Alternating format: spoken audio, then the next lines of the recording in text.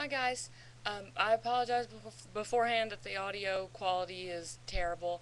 I know that I need to invest in a microphone, but I haven't yet, so you'll just have to turn your volume up for this. But I wanted to do a vlog on henna for hair because it's it's something that there's a lot of mixed information on, and all of it is written, and so I wanted to kind of give out the information that I have.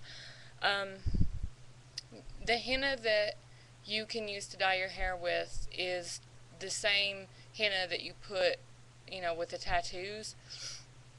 There are chemical dyes that are called henna, like the color henna, but they don't actually have henna in them. Obviously, it's nowhere near the same thing. But the reason that I personally decided to try henna was because I've chemically dyed my hair since I was probably 12 years old, and I have really fine hair. It's really thick, but it's really fine, and it's really straight. This is like without a straightening iron or anything, just completely straight hair. But anyway, I I made the decision to go blonde back in 2011, and when I went blonde, it was so hard on my hair. I mean, as it was being colored, little bits and pieces of it were breaking off, and I kept it blonde. I went back to red, and I used this really bright red. I wish I brought the bottle. It was called Nuclear Red from Special Effects. Um, they're in Blue Boutique. You can get them there. But anyway, because my hair was so damaged from the blonde, the red dye washed out like in a week. It bled everywhere. My hair was so porous that it literally could not hold any kind of color that I put into it at all. So I started reading about henna. I wasn't too sure about it. There's a lot of warnings about using henna on bleached hair, because if you accidentally get a henna product that does have chemicals in it and they're not labeled, it will melt your hair. Like when you put a curling iron up to a synthetic wig, that's exactly what will happen with your hair. There's no way to stop it. And the problem is, so you think, oh, well, I'll just get the henna that doesn't have chemicals in it. They're not required to be listed. Most of the hair henna that's in the United States is from India, and India doesn't have FDA regulations on what they have to put as ingredients. So they can print anything they want to. They can print chemical free, all natural, and it can have any kind of metallic salts or anything in it. So you have to be really careful what you buy. I bought two kinds of henna. The first I bought online from hennahut.com. I bought their deep red. The only issue I have with that is that it's not just plain henna. There are a few other natural ingredients in it, one of them being red clay, which will dye your hair red. Like, it'll be like Lucy Ball red, but it will also wash out really fast, and it will also bleed all over your clothes. So I got this. It's Vanitas herbal henna. It's from an Indian store that was in Salt Lake City, and the guy there recommended it.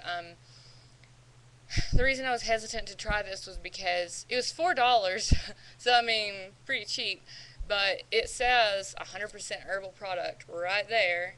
But again, this is imported, so they can write that and it doesn't matter. And when I went to go look up the brand online, there's no real information on it. So just be really careful what you buy. What I would suggest, and what I did, take a piece of your hair and cut it off and put it in a dye, and if it melts, don't use it. That's the best advice I can give you, because you just never know what's in that stuff. I actually have my hair sample right here. So it didn't melt, so I figured I was okay to put it on my hair, and I was. Um, the the mixing of henna is a little bit different than what you're used to if you've been chemically dyeing your hair. You have to mix it with something acidic. Most people recommend lemon juice because it doesn't smell really bad and it's really acidic, and that's what helps release the dye. Um, I personally used apple cider vinegar because I'm kind of an apple cider vinegar nut, and I know for a fact that it is really good for your hair just by itself. And my hair needed all the help it could get, so I was like, well, for the first time, I'm going to use apple cider vinegar. Maybe after that, I'll use lemon juice. A lot of places say to put in yogurt or eggs or um, essential oils. Don't do that. It's completely unnecessary, and you don't want to jeopardize the quality of the dye. Um, I mean, if you put some, especially oil, any kind of oil, I mean, logically, the molecules are not going to hold to your hair because there's oil. So, if you want to deep condition your hair, you can do it after the henna, but the henna is like a conditioner, so you may not even need it. I didn't need it. Here's what it looks like. Just a bag of green sand looking stuff. It smells like hay. I mean, a lot of people complain about the smell of henna. A lot of that is what they put, if you put vinegar in henna, yeah, it's going to stink. Um, uh, and a lot of the henna that people complain about is chemically altered henna. So, straight henna doesn't smell bad. It smells like cut hay. And if you don't like cut hay, then you're not going to like the smell. But I don't have a problem with it. I grew up on a farm. It smelled really good to me. The vinegar just kind of ruined it. But if you use lemon juice, you won't have that problem. Um, as far as does it condition your hair, because I see a lot of conflicting argument about that online as well. Some people say that it conditions it and makes it stronger. Some people say that it makes it brittle. Um, for me, it has been the best thing I've done to my hair probably since I started dyeing it. It makes your hair so much stronger and so much, I mean, literally, I just took a shower and like ran a brush through it. I've done nothing else to it. And there are pictures all over the place, and I'll link up some pictures too of my hair when it was blonde. It was dry, it was split ends. So, I mean, everybody's hair is different, and the climate that you live in is different too. Personally, I live in a really dry climate. I live in Salt Lake City, so we're a really high altitude as well. But I mean, still, this is just gorgeous. Um, so, but again, just clip off a little piece of your hair and put it in the dye, and if it comes out feeling like straw, maybe henna's not something you want to use. That's why it's so good to do samples beforehand. One other thing that nobody tells you is when you mix it, um,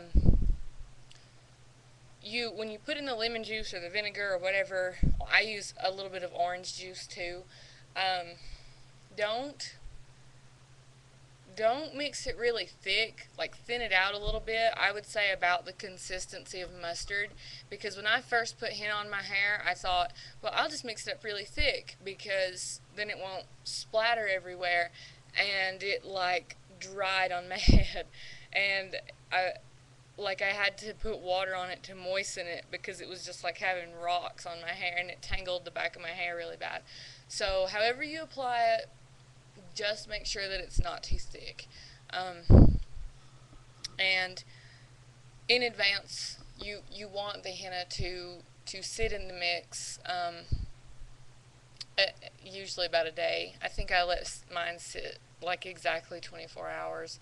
And then when you put it on, you do have to cover it, and you do have to let it sit. Mine sat for 3 hours. So this is my hair color. This camera is really terrible, so it doesn't really show you the actual color, but it's really vibrant red. Not quite as orange as it looks with this camera, but the other thing with henna is that it takes several days for the color to settle. I've only had this henna in my hair like 2 days, so it's got a few more days before it darkens and goes to the color that it's going to be. Trying to think if there's anything else. Oh yeah, obviously I shouldn't even have to tell you this, but just in case, you should wear gloves because you probably, yeah, you can't see, but it stains nails really bad. One of the uses of henna is specifically to dye nails, so you'll have like brown nails if you don't.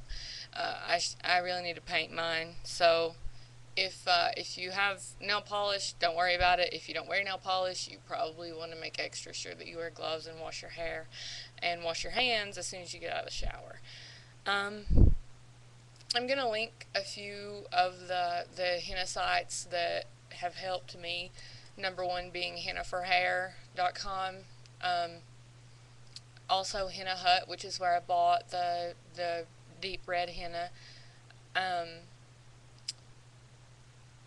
I'm also going to link my blog just so you can see, because there's pictures of me there with the blonde hair. And hopefully there will be more pictures of me with red hair. But if you have any questions, you can leave a comment or a message or get in touch with me some other way, probably on my blog. And I can answer just about anything. I just wanted to cover the basics because nobody told me this stuff before I started using henna. It's got a really weird reputation online, and there is so much misinformation about it that it took me probably a good 2 full weeks of research before I actually buckled down, bought the henna, and then put it in my hair. So that's all. Hope you enjoyed. Bye.